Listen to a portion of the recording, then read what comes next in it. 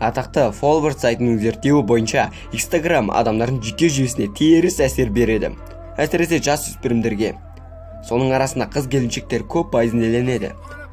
Жасөспірім қыздардың өзіне суицид жасауының басты себепкерінің бірі осы Instagram.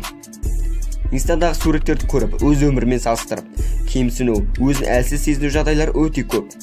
Сіздермен бірге Ерасыл. Бүгін біз Инста әлеммен шын өмірді салыстырып көретін боламыз. Дайын болсаңыздар, видеоны бастайық.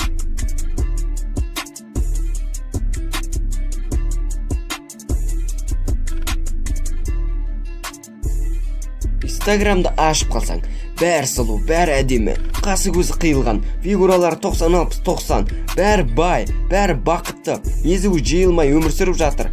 Әлемнен әлемге саяхат жасап, керемет өмір кешуде.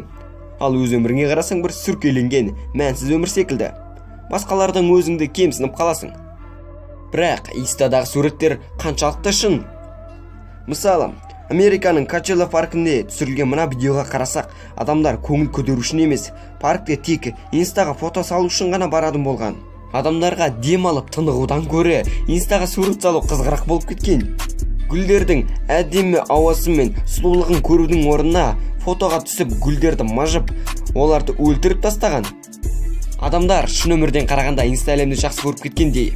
Себебі ол жақта сіз өзіңізді кез келген келбетке енгізе аласыз, кез келген адам болып өзгере аласыз.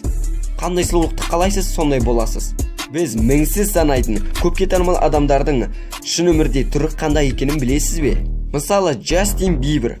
Ол Бибер Calvin Klein деген суретте фотошоп қолданған. Қолына қараңызшы, тым үлкен болып кетіпті. Мойны тым жуандап кеткен, ал кеуде бұлшық еті тым үлкейіп кеткен. Бұл тек Джастиннің денесіне жасалған фотошоп. Джастин Бибердің шын өмірдегі бет-әлпетіне қараңызшы. Безеу.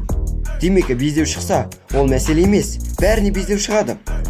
Оған байлық, тармалдық, жоғарғы күтім, ең қымбат тамақтар бәрі бір. Ал мынаған қараңызшы.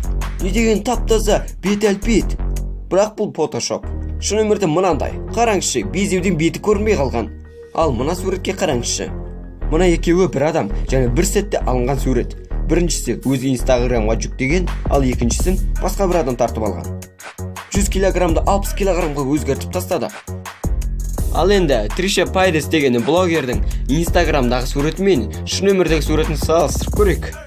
Қараңызшы, қасы көзі қиылған қандай ару. Бірақ бұл фотошоп, ал шын өмірдегі суретін қараңызшы. WWE қатысушысына ұқсайды. Инстаграмдағы суретін көріп, шын өмірде Тришаны көрсеңіздер, оны тану өте қиын. Және де Тайнер Можо деген ютубердің Инстадағы фотосы мен шын өмірдегі фотосын қарап көріңізші. Мынандай бұлшық қыз, мынандай ар қызға айланып тұр. Қалайша таң қаласың. Мына суреттегі қызды керемет фигуральный қылып көрсету үшін біраз еңбек кеткен ұқсайды. Бірақ сәл қателік кетіп қалыпты. Ким Кардашьянның сіңілі Кайли Дженнердің Инстадағы суреті мен шын өмірдегі суретін қарап көріңізші. Қандай айырмашылық. Ал мына қыз қасын әдемі қылам деп тым артық кетіп қалғанға ұқсайды. Бас киіміне қараңызшы. Онда тағы бір қас тұр. Түрәлпетті қоя беріңізші. Адамдар қолға да фотошоп керектенеді болған. Мына қолды әдемі қылам деп қолдың бедерін жоқ қылып жіберген. Бұл адамдар өзін өзгертумен қатар тіпті өзінің тұрған жерін де өзгертетін болған. Тупис Аравия деген Инста жұлдыздың фотосына қараңызшы. Ештеңе байқамадыңыз ба? Жақсылап қарайтын болсаңыз, суреттегі бұлттардың бәрі бірдей. Яғни айтқанда ол бар суретіне бірдей бұлтты қолданған. Инстаграмда мәнсіз сұлу болып көрінетіннің бәрі шын өмірде ондай емес. Кейбіреулері басқаларды қызғандыру үшін фотошоп қолданады. Ал кейбіреулері лайк үшін, ал кейбіреулері бұны бизнес ретінде қарастырады. Бұл видеоның мақсаты суреттеріңізді жөндеме деген сөз емес. Әрине, жақсырақ көріну жақсы ғой. Бірақ мүлдем бөлек адам болып өзгеру бұл бөлек әңгіме. Осындай мәселелер көбейе бастағандықтан Инстаграм кейбір елдерде лайктың санын көрсетпейтін қылып тастаған. Яғни айтқанда лайк үшін неге де баратын адамдарды тоқтатты деген сөз. Бұл негізі өте дұрыс шешім деп қабылдаймын. Бірақ бұған келіспейтін адамдар да бар екен. Мысалы, мына қызды қараңызшы. stay calm so I can get these words out properly because they're not coming out. I just think I'm gonna have a really big break from social media for a while. I know mentally Instagram for me is a problem and I can't even accept that. Не дейміз енді? Бұған сөз жоқ. Бұл жалғыз Instagram жайлы әңгіме емес. Жалпы әлеуметтік желіде бұндай мәселелер өте көп. Мысалы, ютубер не көрсеткісі келеді, соны көрсетеді. Миллиондаған тіркелушісі болса да, блогердің өмірінде мәселе болмайды деп ойлайсыз ба? Бәрі бірдей адам, сондықтан да адам қалай өмір сүреді, басқа адамдар да солай өмір сүреді. Міндетті түрде әдемі, сұлу, мінсіз, бай болу шарт емес. Бастысы адамгершілігің мол, жүрегің таза болса болғаны.